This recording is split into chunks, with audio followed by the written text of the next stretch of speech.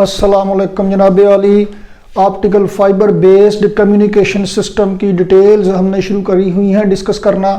Introduction हमारा हो गया था। आज हम इस बात पे बहस करेंगे कि वो जो आपको ऑप्टिकल फाइबर का मॉडल दिखाया था प्रीवियस वीडियो में, जिसमें लाइट अंदर ही अंदर सफ़र करती हुई दूसरे सिरे से जाके बाहर निकली थी, तो आखिर ऐसा क्यों होता है कि लाइट दरमियान में ही, अगर ऑप्टिकल फाइबर केबल है तो यहाँ से लाइट एंटर होती है तो वो यहीं से क्यों बाहर निकलती है, दरमियान से स्केप क्यों नहीं हो जाती। अगर दरमियान से ही स्केप हो जाए फिर तो रौला ही मुक गया जी, सिग्नल दूसरी तरफ पहुँचे ही ना, फिर तो वो सिग्नल कहीं दरमियान में ही रह जाए, फड़ा जाए कहीं।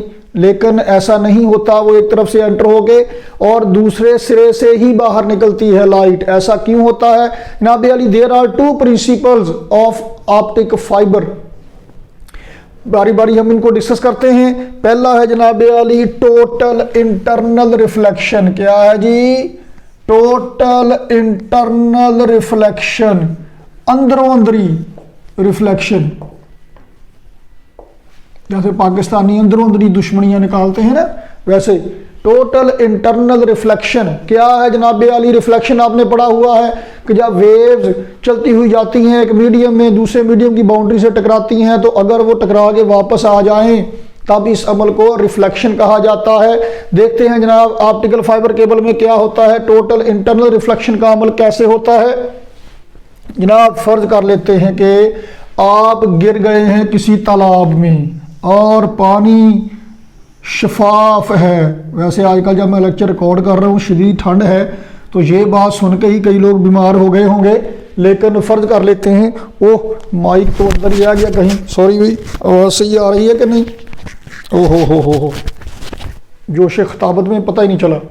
अच्छा, तो जनाब ये बात सुनकर ही कई लोगों को तो ठंड लगने लग गई होगी, बीमार हो गए होंगे कि जी पानी के तालाब में गिर गए हैं। फ़र्ज कर लें कि गर्मियाँ हैं, फ़र्ज कर लें कि आपने स्वेटर वगैरह पहना हुआ है, वाटर प्रूफ लिबास पहना हुआ है, बहरहाल गिर गए जी, जिद्दां किद्दां भी गिर गए। इस तालाब में जनाब यहाँ तक है जी पानी का लेवल, और ये बिल्कुल साफ शफाफ ट्रांसपेरेंट है बिल्कुल।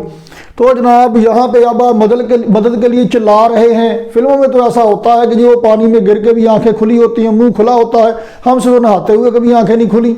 बहरहाल मतलब पानी वगैरह चला जाता है तो ये भी फर्ज कर लेते हैं जनाब के मुंह खोलते हैं तो पानी तो अंदर जाएगा, वो मुंह खोलना मुश्किल है, आंखें खुली हैं और आप देख रहे हैं आले दुआले मदद के लिए कैसे पुकारें।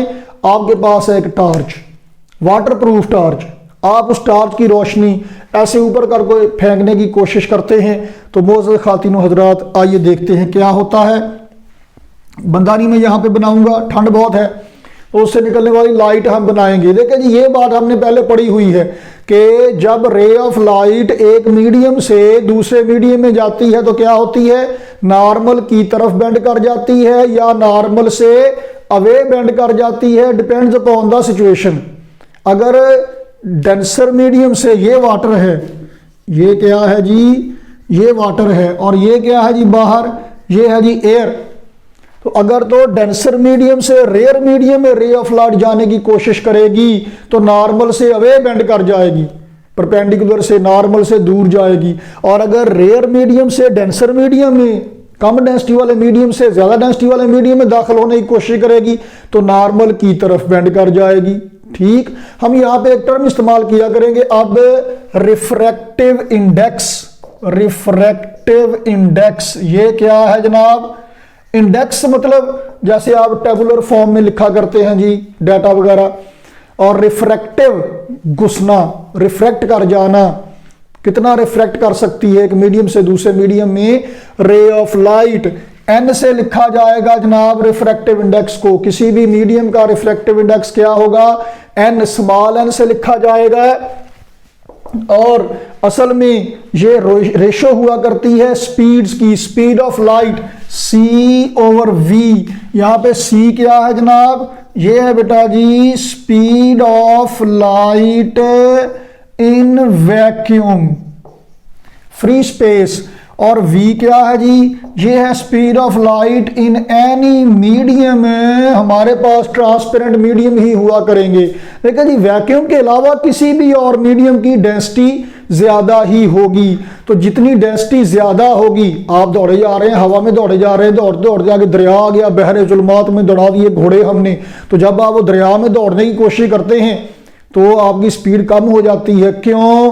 क्योंकि मीडियम की डेंसिटी ज्यादा है, मीडियम की लेयर्स को डिस्प्लेस करना भी मुश्किल है आपको, इसलिए स्पीड अल्टीमेटली कम ही होना है। तो जनाब किसी भी और ट्रांसपेरेंट मीडियम में other than vacuum speed of light कम होगी, तो इसका मतलब यह है कि किसी भी और मीडियम में other than vacuum, other than free space, किसी भी और मीडियम में स्पीड v कम होगी, तो n की वैल्यू क्या होगी, ज्यादा होगी। वैक्यूम के लिए रिफ्रैक्टिव इंडेक्स 1 कंसिडर किया गया है, ये भी स्पीड है, ये भी स्पीड है, इन दोनों के दरमियान रेशो है, तो रिफ्रैक्टिव इंडेक्स के यूनिट कोई नहीं होंगे। तो जनाबे आली अगर वैक्यूम है तो रिफ्रैक्टिव इंडेक्स कितना है, 1। एयर, हवा की डेंसिटी भी बहुत कम है, हवा की डेंसिटी भी बहुत ही कम है, निग्लिजिबली स्मॉल यहां पे कंसिडर करेंगे, तो speed of light in air is almost equal to speed of light in vacuum, यानी 3 × 10⁸ मीटर पर सेकंड। तो refractive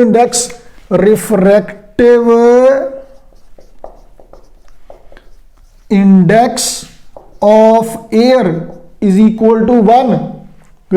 speed of light air में भी ऑलमोस्ट c के बराबर ही है, तो एयर का रिफ्रैक्टिव इंडेक्स 1, वैक्यूम का रिफ्रैक्टिव इंडेक्स 1। किसी भी और मीडियम का रिफ्रैक्टिव इंडेक्स क्या होगा, किसी भी और मीडियम में स्पीड ऑफ लाइट हमेशा c से कम ही होगी पूरा, जब बटे के नीचे वाली वैल्यू कम होगी जवाब ज्यादा आएगा। तो जनाब n must be greater then 1 for all the media other than air और वैक्यूम या एयर के बजाय किसी भी और मीडियम का रिफ्रैक्टिव इंडेक्स हमेशा ग्रेटर देन 1 ही होगा। कितना 1 होगा, जिस मीडियम में स्पीड ऑफ लाइट जितनी कम होगी उस मीडियम का रिफ्रैक्टिव इंडेक्स उतना ही ज्यादा होगा। अब किसी मीडियम में स्पीड ऑफ लाइट कितनी कम होगी, कौन से 2, 3, 4, 5 मीडिया आपको दिए हुए हों, तो उनमें से किस मीडियम में स्पीड ऑफ लाइट कम है, किस में ज्यादा है, आप कैसे अंदाजा लगाएंगे? जिस मीडियम की डेंसिटी जितनी ज्यादा है उस मीडियम में स्पीड ऑफ लाइट उतनी ही कम होगी, यानी कि रो डेंसिटी ऑफ मीडियम जितनी ज्यादा होगी स्पीड ऑफ लाइट उतनी ही कम होगी, और जितनी स्पीड ऑफ लाइट कम होगी रिफ्रैक्टिव इंडेक्स उतना ही ज्यादा होगा। तो इसका मतलब यह है कि आप डेंसिटी और रिफ्रैक्टिव इंडेक्स को जरा कंपेयर कीजिए। जिस ट्रांसपेरेंट मीडियम की डेंसिटी जितनी ज्यादा होगी उस मीडियम का रिफ्रैक्टिव इंडेक्स भी उतना ही ज्यादा होगा, ये बात ध्यान में रखिए। तो यहां पे हमारे पास लेट अस सपोज के वाटर का जो रिफ्रैक्टिव इंडेक्स है वो n1 है और एयर का जो रिफ्रैक्टिव इंडेक्स है ये कितना है जी, n2। ठीक, याद रखिए कि ये मैंने कहा कि किसी भी मीडियम का रिफ्रैक्टिव इंडेक्स ग्रेटर देन 1 होगा, ये एब्सोल्यूट रिफ्रैक्टिव इंडेक्स है, और जो एब्सोल्यूट रिफ्रैक्टिव इंडेक्स है वो भी असल में वैक्यूम के लिहाज से लिया जाता है। तो अगर किसी मीडियम का रिफ्रैक्टिव इंडेक्स है 1.5 और ये वैक्यूम के लिहाज से है, एयर के लिहाज से है, तो अगर उस मीडियम को किसी और मीडियम के साथ कंपेयर करेंगे तो फिर रिफ्रैक्टिव इंडेक्स में फर्क आ जाएगा। एक्चुअली बेसिकली ये रिलेटिव टर्म है, किसी एक मीडियम का किसी दूसरे मीडियम के लिहाज से लिया जाएगा, क्योंकि रे ऑफ लाइट एक मीडियम से दूसरे मीडियम में घुसने की कोशिश करेगी, रिफ्रैक्ट करने की कोशिश करेगी, तब रिफ्रैक्टिव इंडेक्स डिस्कस किया जाएगा। तो अगर हम कहें कि किसी मीडियम का एब्सोल्यूट या स्टैंडर्ड रिफ्रैक्टिव इंडेक्स क्या है, तो वो वैक्यूम के लिहाज से कंपैरिजन करके कंपैरेटिव टू वैक्यूम है, विद रिस्पेक्ट टू वैक्यूम ही है वो। तो अगर वैक्यूम की बजाय किसी वही रे ऑफ लाइट पानी का एयर के लिहाज से कितना होगा और होगा, पानी का ग्लास के लिहाज से कुछ और होगा। तो जनाब आली आइए जी काम शुरू करते हैं। बंदा बेचारा कहीं ठंड से मारी ना गया हो जो तालाब में डूब रहा है, उसने जनाब आली टार्च से रोशनी फेंकी बाहर को। अच्छा ऐसा हुआ जी कि ये देखिएगा जरा, ये नॉर्मल है जी, परपेंडिकुलर है, तो जनाब होता क्या है कि रे ऑफ लाइट यहां से ऐसे करके ये रे ऑफ लाइट जा रही है। अब ये नॉर्मल के साथ ये वाला जो एंगल बना रही है इसे क्या कहते हैं भला, इंसिडेंट एंगल।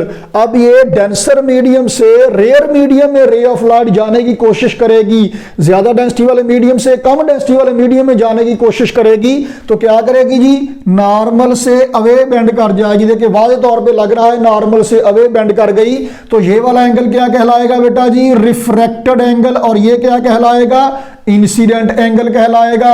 अच्छा तो जनाब किसी ने लाइट ना देखी, वाजा मारियां कई बार, वो क्या होता है जनाब गाना अल्लाह बख्शे आलम लोहार का, वाजा मारियां बुलाया कई बार, वे किसी ने मेरी गल ना सुनी, तो किसी ने उसकी लाइट ना देखी जो यहाँ से बाहर निकल रही है, तो जनाब उसने थोड़ा एंगल चेंज किया, अब वो कर रहा है डिफरेंट। तो जनाब जब लार्जर इंसिडेंट एंगल पे ऐसे करके लाइट बढ़ जाए, पहले इंसिडेंट एंगल इतना था, अब पहले से बढ़ा दिया, इंसिडेंट एंगल जितना भी होगा, देखिए जब डेंसर मीडियम से रेयर मीडियम में रे ऑफ लाइट जाएगी, ज्यादा डेंसिटी वाले से कम डेंसिटी वाले मीडियम में जाएगी, तो इंसिडेंट एंगल हमेशा कम होगा और रिफ्रैक्टेड एंगल ज्यादा होगा, क्योंकि बाहर निकल के नॉर्मल से अवे बेंड होगी रे ऑफ लाइट। जितना इंसिडेंट एंगल है रिफ्रैक्टेड एंगल उससे पूरा ज्यादा ही होगा। ठीक, तो जनाबे अली उसने अब क्या किया, और ज्यादा लार्जर एंगल पे लाइट फेंकी, ये देखिएगा इंसिडेंट एंगल और बड़ा कर दिया, सीधा ही आना था ये ऐसे करके। जब इंसिडेंट एंगल और बड़ा हो गया, अब देखें इंसिडेंट एंगल बढ़ते बढ़ते बढ़ते बढ़ते इतना ज्यादा हो गया कि रिफ्रैक्टेड एंगल बढ़ते बढ़ते हो गया जी कितना, 90 का। बचाने कोई नहीं आएगा उसे, बस हम डिस्कस करते रहेंगे। तो बढ़ते बढ़ते इंसिडेंट एंगल जनाबे आली, मैं रेड से बनाता हूं, इतना ज्यादा हो गया कि रिफ्रैक्टेड एंगल कितना हो गया जनाबे आली, 90 का। अब जब इंसिडेंट एंगल इतना हो गया कि इसकी वजह से रिफ्रैक्टेड एंगल हो गया है 90 का, तो जो रिफ्रैक्टेड रे ऑफ लाइट है ये अब ना तो एयर में जा रही है ना वाटर में जा रही है, बल्कि दोनों की बाउंड्री पे जा रही है। चलें एक काम करें, इंसिडेंट एंगल इस रेड वाले से भी ज्यादा हो गया, इंसिडेंट एंगल जब और ज्यादा हो गया तो रिफ्रैक्टेड एंगल भी और ज्यादा हो जाएगा, तो रिफ्रैक्टेड एंगल अब 90 से भी एक्सीड कर जाएगा, इतना ज्यादा हो जाएगा कि रे ऑफ लाइट मुड़ के वापस उसी मीडियम में आ गई, बाहर गई ही नहीं, उसी मीडियम में वापस आ गई है रे ऑफ लाइट, बाहर ये गई ही नहीं है। तो जनाब अब क्या हुआ, ये टोटली इंटरनली रिफ्लेक्ट हो गई है। अब ये रिफ्रैक्शन नहीं रही, बल्कि ये तो वापस उसी मीडियम में आ गई है, रिफ्रैक्शन नहीं रही है बल्कि रिफ्लेक्शन हो गई है। तो जनाब ये टोटल इंटरनल रिफ्लेक्शन के लिए इंसिडेंट एंगल इतना बड़ा होना चाहिए कि उसकी वजह से रिफ्रैक्टेड एंगल ग्रेटर देन 90 हो जाए। और वो इंसिडेंट एंगल, ये रेड वाला गौर से देखिए, वो इंसिडेंट एंगल जिस इंसिडेंट एंगल के लिए, जिस इंसिडेंट एंगल की वजह से रिफ्रैक्टेड एंगल हो जाए 90 का, ये इंसिडेंट एंगल कहलाता है क्रिटिकल एंगल। सी से भी लिखा जा सकता है और इसे हम थीटा सी भी लिखते हैं। क्रिटिकल का मतलब क्या है, अरे मुल्की हालात बहुत नाजुक हैं। मुश्ताक अहमद यूसुफी साहब फरमा गए हैं पाकिस्तानी हालात के बारे में, कहते जब से होश संभाला है मुल्की हालात नाजुक ही देखे हैं, इतने मजबूत नाजुक हालात हैं कि ये चेंज ही नहीं होते, नाजुक ही रहते हैं। हालांकि नाजुक जल्दी टूट जाता है या ख़त्म हो जाता है, ये पता नहीं कैसी नाजुकी है जो इतनी मजबूत है, ख़त्म ही नहीं होने में आ रही। तो क्रिटिकल कहते मरीज़ की हालत बहुत क्रिटिकल है, दुआ करें। सज्जे खब्बे कुछ भी हो सकता है, इधर भी आ सकता है ऊपर भी जा सकता है। क्रिटिकल का मतलब क्या है, इंसिडेंट एंगल क्रिटिकल एंगल अगर है तो रिफ्रैक्टेड एंगल 90 का होगा और रिफ्रैक्टेड रे ऑफ लाइट दोनों मीडिया की बाउंड्री पे जाएगी। अगर इंसिडेंट एंगल क्रिटिकल एंगल से कम होगा तो बाहर निकल गई रे ऑफ लाइट, दूसरे मीडियम में चली गई। और अगर इंसिडेंट एंगल क्रिटिकल एंगल से ज्यादा हो गया फिर मुड़ के बेंड होके वापस उसी मीडियम में आ जाएगी। ऑप्टिकल फाइबर केबल में टोटल इंटरनल रिफ्लेक्शन का अमल होगा, इंसिडेंट एंगल क्रिटिकल एंगल से ज्यादा होगा तब टोटल इंटरनल रिफ्लेक्शन का अमल होगा, तब रे ऑफ लाइट वापस आ जाएगी उसी मीडियम में, फिर ये बाहर नहीं जाएगी। ठीक हो गया जी। इसको डील करता है जनाब आली स्नेल्स लॉ। क्या होता है जनाब, स्नेल्स लॉ। ये क्या है, n1 sine theta 1 is equal to n2 sine theta 2। देखें तो n1 ये 1 वाला क्या है, ये वो मीडियम है जिसमें इंसिडेंस हो रही है रे ऑफ लाइट।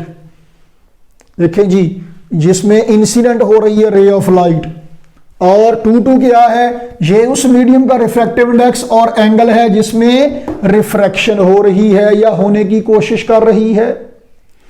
देखिए, टोटल इंटरनल रिफ्लेक्शन का अमल उसी वक्त होगा जबकि रे ऑफ लाइट डेंसर मीडियम से रेयर मीडियम में जाने की कोशिश करेगी, क्योंकि डेंसर से रेयर में जाएगी तो नॉर्मल से अवे बेंड होगी और इतना बेंड हो जाएगी कि वापस आ सकती है, पॉसिबिलिटी है।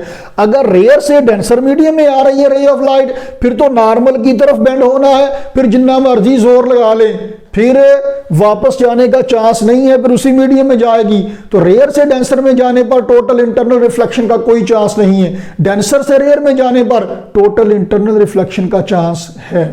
There are 2 basic conditions for total internal reflection. देखिए, optical fiber based communication system में प्रोपेगेशन ऑफ लाइट के लिए 2 प्रिंसिपल्स हैं। टोटल इंटरनल रिफ्लेक्शन पहला है जो अभी हम डिस्कस कर रहे हैं, दूसरा भी हमने करना है। और टोटल इंटरनल रिफ्लेक्शन के लिए देयर आर 2 कंडीशंस। कौन कौन सी?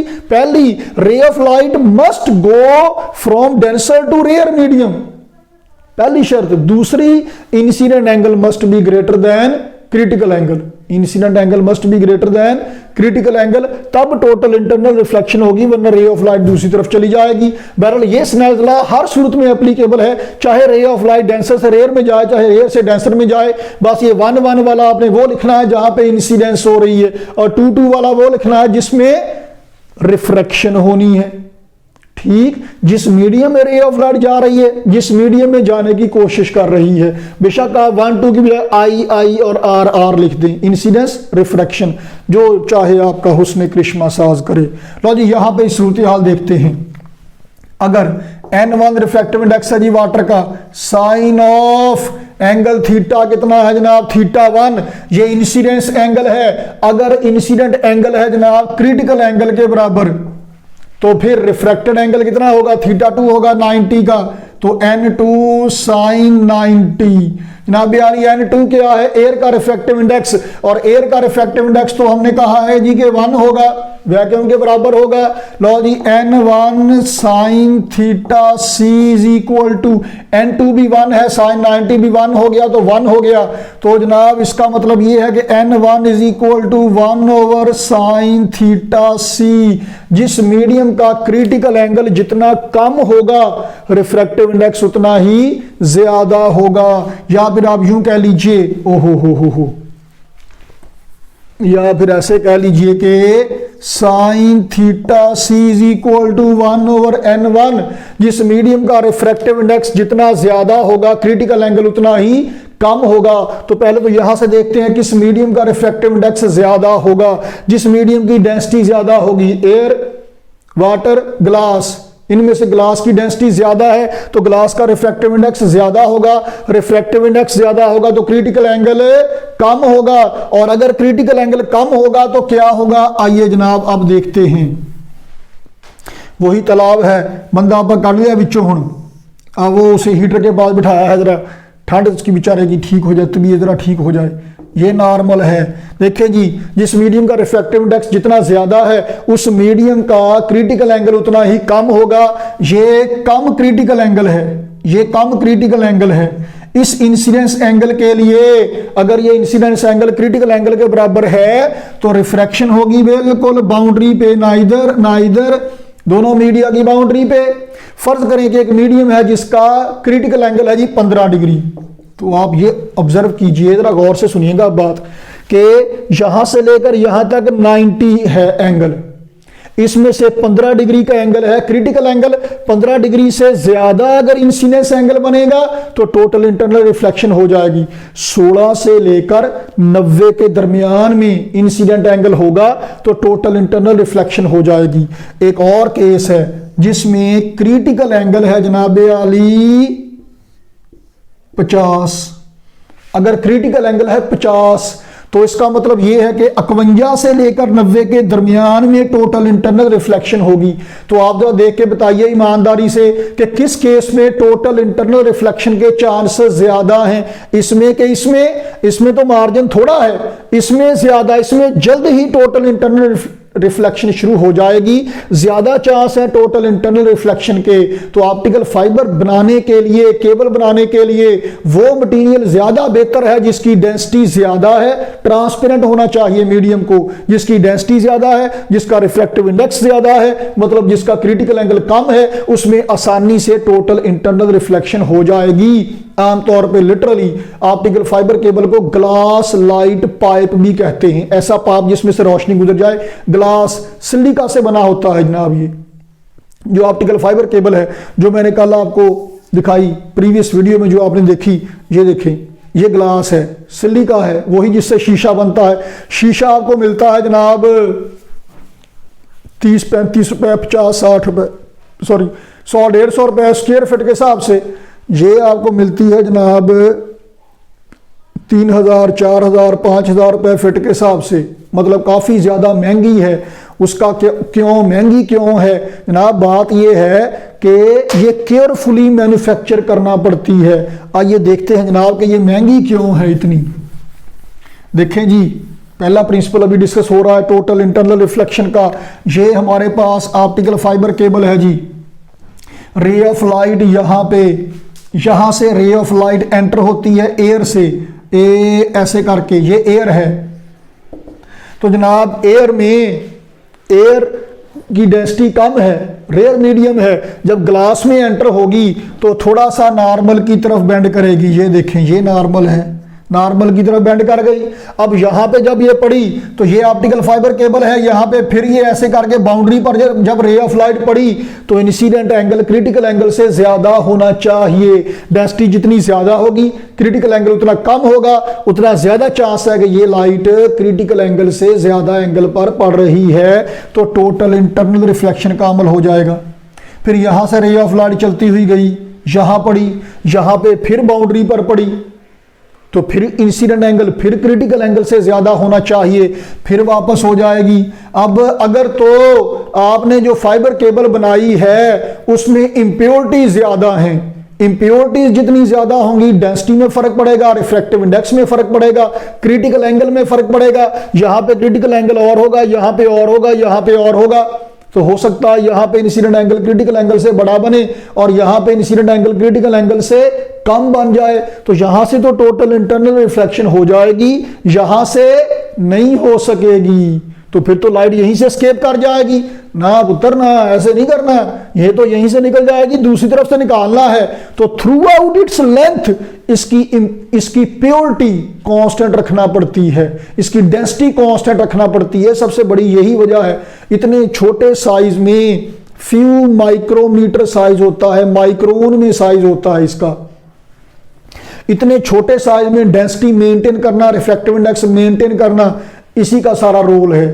अगर ये नहीं होगा तो दरमियान से ही रे ऑफ लाइट एस्केप कर जाएगी, दूसरे सिरे तक पहुंचेगी ही नहीं। तो जनाब ये रे ऑफ लाइट देखे, यहां पे क्या हुआ, टोटल इंटरनल रिफ्लेक्शन। यहां पे क्या हुआ, टोटल इंटरनल रिफ्लेक्शन। ये कब पॉसिबल है? जब जितना क्रिटिकल एंगल यहां पे हो उतना ही यहां पे हो। अब ये कैसे पॉसिबल है? आपने सिग्नल भेजना है जनाबे आली टोबा टेक सिंह से, या जहां मैं लेक्चर रिकॉर्ड कर रहा हूं पीर महल से लेकर मरी तक और सवात, कलाम और चाइना बॉर्डर तक भेजना है। रस्ते में जनाब सहरा भी आ रहे हैं, पहाड़ भी आ रहे हैं, बर्फीले इलाके भी आ रहे हैं, गर्मी है, सर्दी है। तो ऑप्टिकल फाइबर केबल एक तो बहुत बारीक है, हो सकता है जनाब कि आप सड़क के किनारे दबा दें और कोई खड्डा मारने वाले इसको काट जाएं, ये भी मसाइल हो सकते हैं। और दूसरा सीरियस मसला क्या है, यहाँ पे हमारे पास गर्मी है, पहाड़ी इलाकों में सर्दी है, टेम्परेचर कम है। तो जब बाहर हवा का टेम्परेचर चेंज होगा, हवा की डेंसिटी चेंज होगी, डेंसिटी चेंज होगी, रिफ्रैक्टिव इंडेक्स में थोड़ा बहुत फर्क पड़ेगा। तो यहां पे रिफ्रैक्टिव इंडिसेस में फर्क थोड़ा है, यहां पे जाके ज्यादा हो सकता है। तो यहां पे क्रिटिकल एंगल कुछ और है, मरी में कुछ और होगा, सवाद में कुछ और है, चाइना बॉर्डर पे जाके कुछ और होगा। जेरे जमीन समंदर में सिंगापुर जा रही है ऑप्टिकल फाइबर केबल, वहां पे बाहर पानी पड़ा हुआ है, यहां पे बाहर एयर है केबल के बाहर, तो वहां पे रिफ्रैक्टिव इंडेक्स में फर्क और है, यहां पे और है। तो क्रिटिकल एंगल ही चेंज होता जा रहा है, ये तो काम ठीक नहीं है। हमें चाहिए क्या? दूसरा प्रिंसिपल सुनिए ऑप्टिकल फाइबर केबल का, वो है कंटिन्यूस रिफ्रैक्शन। पहला क्या है, टोटल इंटरनल रिफ्लेक्शन था पहला, और दूसरा क्या है जनाबे आली, कंटिन्यूस रिफ्रैक्शन। मतलब लगातार रे ऑफ लाइट रिफ्रैक्ट करती जाए। अगर यहाँ पे टोटल इंटरनल रिफ्लेक्शन हुआ है, यहाँ पे भी टोटल इंटरनल रिफ्लेक्शन होना चाहिए, यहाँ पे भी होना चाहिए, यहाँ पे भी होना चाहिए, यहाँ पे भी होना चाहिए। हर जगह पे जब भी रे ऑफ लाइट टकराएगी बाउंड्री पे, दोनों मीडिया की बाउंड्री पे, तो हमेशा टोटल इंटरनल रिफ्लेक्शन का अमल होना चाहिए। उसके लिए जरूरी क्या है, इस मीडियम डेंसर मीडियम और इससे बाहर जो रेयर मीडियम है, इन दोनों के रिफ्रैक्टिव इंडिसेस में कोई फर्क ना आए, मतलब दोनों की डेंसिटीज में कोई फर्क ना आए, दोनों की डेंसिटी सेम रहे। अब ये बाहर हवा की डेंसिटी कैसे सेम रखें, हम एक और ट्रिक इस्तेमाल करते हैं। हम ये देखें, मेरा बाजू है, फर्ज करें ये ऑप्टिकल फाइबर केबल है, इसके बाहर एक और तय चढ़ा दी, ये कहलाती है कोर। ये क्या कहलाती है, कोर। इसके ऊपर एक और तय चढ़ा दी जाती है जिसकी डेंसिटी इसके मुकाबले में कम हो, कोर के मुकाबले में डेंसिटी कम होगी। और जनाब ये देखिए हमने एक और तय चढ़ा दी, इसे कहते हैं जनाब अली क्लैडिंग। क्या कहते हैं जी, क्लैडिंग।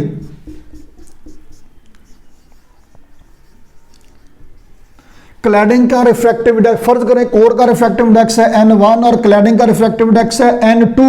क्लैडिंग का रिफ्रैक्टिव इंडेक्स हमेशा कोर से कम होता है, क्लैडिंग की डेंसिटी हमेशा कोर से कम होती है। इसका काम क्या है, ये आउटर लेयर का काम करेगी। जब भी रे of light core cladding boundary पे या कोर क्लैडिंग इंटरफेस के साथ जब रेज ऑफ लाइट टकराएंगी तो क्या होगा, हमेशा रिफ्रैक्टिव इंडेक्स में जो डिफरेंस है वो कांस्टेंट रहेगा, क्रिटिकल एंगल हमेशा कांस्टेंट रहेगा। तो जब भी रे ऑफ लाइट बाउंड्री पे पड़ेगी, टोटल इंटरनल रिफ्लेक्शन अगर यहां पे हो गया तो यहां भी हो जाएगा, यहां भी हो जाएगा, यहां भी हो जाएगा, यहां भी हो जाएगा। और यहां पे क्या हुआ, टोटल इंटरनल रिफ्लेक्शन। यहां पे क्या हुआ, टोटल इंटरनल रिफ्लेक्शन। यहां पे क्या हुआ, टोटल इंटरनल रिफ्लेक्शन। एक उस्ताद जी ने पूछा बच्चे से, वो काम करता है, इंग्लिश बताइएगा जी। ही डज वर्क, उसने काम किया। द ही डिड वर्क, उसने काम कर लिया है। ही हैज डन वर्क, उसने काम किया और करता ही चला गया। इसकी इंग्लिश करो, the he did work and done done done done done. लो जी, तो यहां पे क्या हुआ, टोटल इंटरनल रिफ्लेक्शन। यहां पे क्या हुआ, टोटल इंटरनल रिफ्लेक्शन। यहां पे क्या हुआ, टोटल इंटरनल रिफ्लेक्शन। यहां भी वही हुआ, यहां भी वही हुआ। तो यहां से लेकर यहां तक देखें क्या हुआ, कंटिन्यूस रिफ्रैक्शन हो गई। तो रे ऑफ लाइट जब बाहर से कोर में दाखिल हुई, फिर कोर के अंदर ही चलती गई, ये रिफ्रैक्शन जा रही है, कंटिन्यूस रिफ्रैक्शन जा रही है। ओवरऑल जब आप देख रहे हैं, ओवरऑल जब आप देखते हैं तो कंटिन्यूसली रिफ्रैक्शन हो रही है। और एक तीसरी लेयर भी होती है क्लैडिंग के बाहर, इसे कहते हैं जैकेट।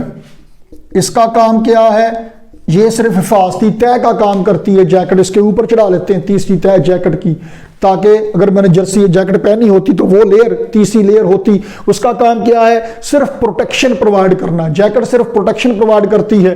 क्लैडिंग क्या प्रोवाइड करती है, क्लैडिंग का काम सिर्फ ये है to maintain constant refractive index with respect to core, to maintain constant critical angle of core cladding boundary. बस क्लैडिंग का काम इतना है। जैकेट प्रोटेक्शन के लिए लेयर हार्ड शेल प्रोवाइड करती है ताकि आसानी से काटी ना जा सके, डैमेज ना हो सके। ठीक हो गया जनाब। तो जनाब हमारे पास अब दो तरह की सिचुएशन होती हैं। यहां पे देखें कि सेंटर में कोर है, बाहर क्लैडिंग। कोर की डेंसिटी इतने हिस्से की और है, क्लैडिंग की डेंसिटी और है। कोर क्लैडिंग इंटरफेस, इसकी डेंसिटी में क्लियर फर्क है। There is sharp boundary, clear boundary between core and cladding. तो रे ऑफ लाइट क्या करेगी, ऐसे यहां से टपूसियां मार मार के जाएगी ऐसे। अगर इसकी बजाय हम ऑप्टिकल फाइबर केबल इस तरह से डिजाइन करें कि सेंटर में कोर है, सेंटर वाले हिस्से की डेंसिटी ज्यादा है, और जैसे जैसे बाहर को जाएं, देखिए आपकी बुक में डायग्राम बनी होगी, मैं वही आपको दिखाता हूं। ये देखिए यहां पे ये सेंटर वाले हिस्से में डेंसिटी ज्यादा है, नजर आ रही है ना, सेंटर वाले हिस्से में डेंसिटी ज्यादा है, कलर थोड़ा डार्क है, फिर डेंसिटी कम है, कलर थोड़ा लाइट है, बाहर जैकेट की तय है। ये वाली सिचुएशन जैसे बनाई है, नीचे देखें सेंटर से बाहर को आते आते ग्रेजुअली डिक्रीज होती है डेंसिटी।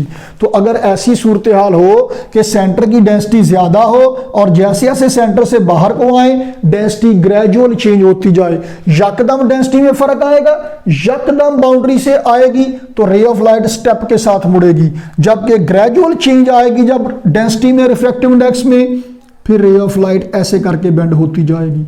ये वेवलेंथ नहीं बन रही, ये पाथ बन रहा है लाइट का। तो अब कोर क्लैडिंग बाउंड्री में कोई वाज़े फर्क नहीं है। यहां पे कोर क्लैडिंग बाउंड्री में वाज़े फर्क था, रे ऑफ लाइट यकदम मुड़ गई। यहां पे वाज़े फर्क नहीं है, तो ऐसे करके थोड़ा थोड़ा पोला पोला करके मुड़ रही है।